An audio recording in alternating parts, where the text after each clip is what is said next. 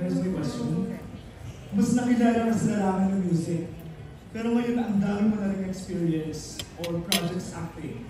Kumusta ang experience shifting to drama?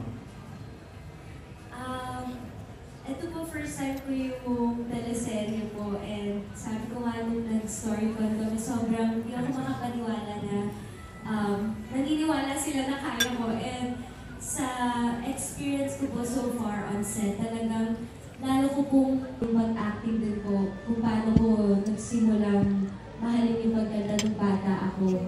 Na minsan ko po kinatakutan itong pag-arte kasi nahihiya talaga ako, pero ngayon sobrang nag-look forward po ako na pumasok sa work, and blessed po ako palagi na yung mga kasama kong cast and production team ay sobrang encouraging and parang motivating po. Hindi ako nakaka-feel ng any competition pagkasama sila. Balance po yung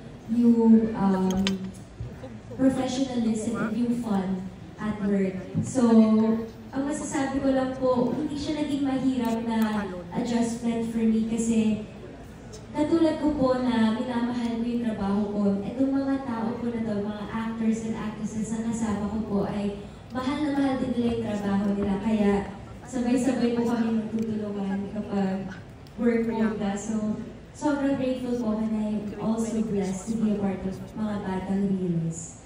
Yes, and follow-up question po. Ano bang mga dapat natin abangan sa'yo dito sa show? And may mga action scenes ka rin ba dito?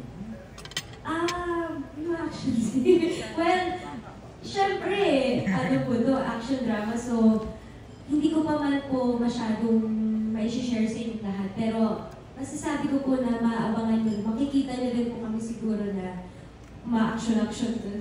Nilala lahat Lulu. And, ayun, abangan nyo po kasi excited din po ako. Thank you. Actually, patikim na, Zed, di ba? Yung TikTok niyo, yung lumipad ko sa release na rin. Sabi, ito yung action siguro. Nawala, lumipad sa area. Ay, nakakabangan natin, Zed. Okay, ito na, maraming salamat, Sir Neil. From Lionheart TV, Sir Richard Paglikawan.